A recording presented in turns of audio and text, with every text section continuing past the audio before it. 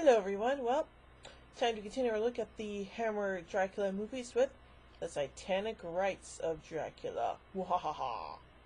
So, without further ado, here we go. In 1974, a Secret Service agent barely escapes from an English country house in which satanic rituals are celebrated. Before he dies of his wounds, he reveals to his superiors that 4 prominent members of society, a government minister, a peer, a general, and a famous scientist, are involved in the cult led by Qin Yang. Photos of the 4 dignitaries taken by the agent are developed, and the 5th photo, apparently showing an empty doorway, is assumed to be a mistake. In order to avoid any reprisals by the minister, Secret Service official Colonel Matthews calls in Scotland Yard's Inspector Murray to work on the case independently. Murray, who had appeared in the preceding Dracula film, suggests consulting noted occult expert Professor Lorimer Van Helsing. The cult kidnaps the Secret Service Secretary Jane, who was later bitten by Dracula. Murray, Secret Service agent Torrance, and Van Helsing's granddaughter Jessica arrive at the country house. They separate. Murray and Torrance investigate inside the house, where they meet Qin Yang. Jessica enters the house through the cellar, where she finds Jane chained to a wall. She is revealed to be a vampire. The resulting commotion awakens other female vampires who are likewise imprisoned, but they attempt to feed on Jessica. The agents hear Jessica's screams that come to her rescue. Murray kills Jane with a stake, and he escapes the grounds with Jessica and Torrance. Whew, thank goodness for that. Van Helsing visits his scientist friend, Julian Keeley, whom he recognized among the 4 conspirators. The mentally unstable Keeley is involved in bacteriological research designed to create a virulent strain of the bubonic plague. Van Helsing is shot by a guard and passes out. When he revives, Keeley's dead body hangs from the ceiling, and the plague bacillus is gone.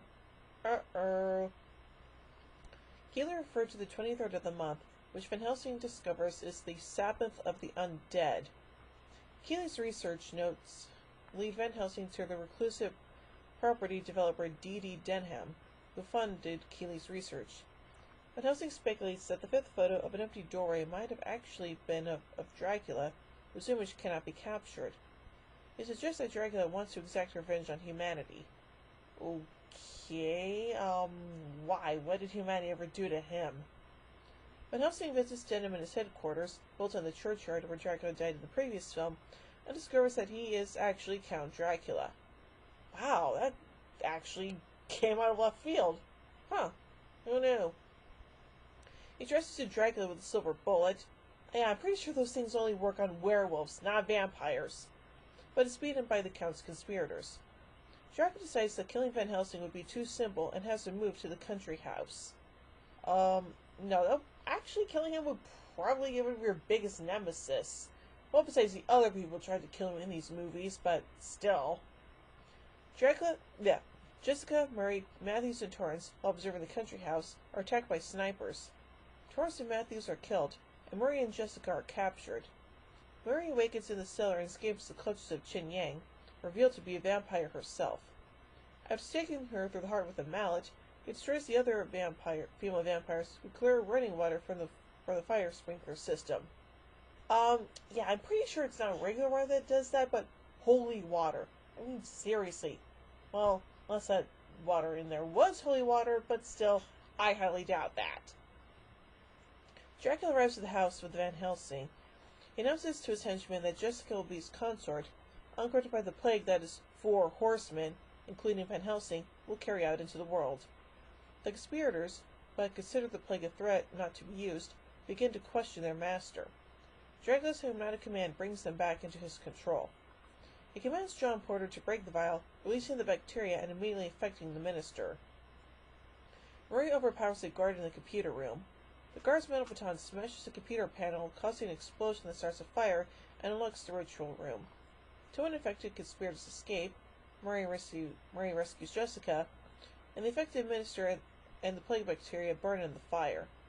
Dracula attacks Van Helsing, but his prey escapes through a window into the woods. Van Helsing lures Dracula into a hawthorn bush where he is entangled. Van Helsing grabs a fence post and drives it through his heart. Dracula disintegrates into ash. Van Helsing retrieves Dracula's ring from the ashes. And let me guess, that's probably the last time we're ever going to see Dracula in these movies, right? Well, actually, the answer to that would be a big fat no, so there's that. Yeah. Anyway, let's look at some production notes here. The film included much of the original cast and characters of Dracula AD 1972. The main change being Joanna Lumley playing a more mature version of Jessica Van Helsing as compared to Stephanie Beacham. Work began on what was technically titled Dracula is Dead and Well and Living in London in November 1972. The title was a parody of the stage and film musical review Jacques Brel is Live and Well and Living in Paris, but Lee was not amused. Speaking at a press conference in 1973 to announce the film, Lee said, and I quote, "I'm doing it under protest. I think it's fatuous. I can think of 20 adjectives. Fatuous, pointless, absurd. It's not a comedy, but it's got a comic title. I don't see the point," end quote.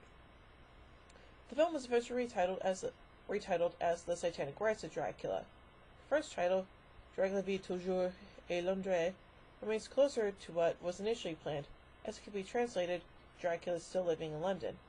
In the United States, the film was distributed as Count Dracula and His Vampire Bride. Okay.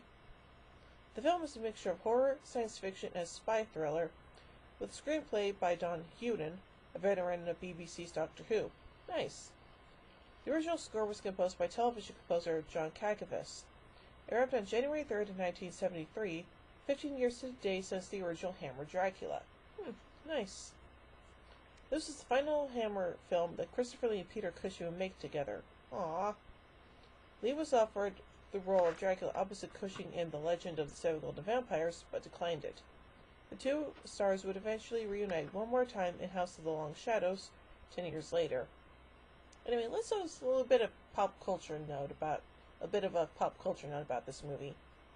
The doom metal band Electric Wizard frequently references horror films in their work, and on the album Witch Cult Today, titled the third track, Satanic Rites of Dracula. Interesting. So overall, this was a pretty decent movie, and well, once again, we do see Dracula and Van Helsing go at it, so I really like that. So, overall, I give The Satanic Rites of Dracula 4 jack-o'-lanterns out of 5. Well, join me tomorrow as we wrap up our look at the Hammer Dracula movies with The Legend of the Seven Golden Vampires. So, until tomorrow, peace.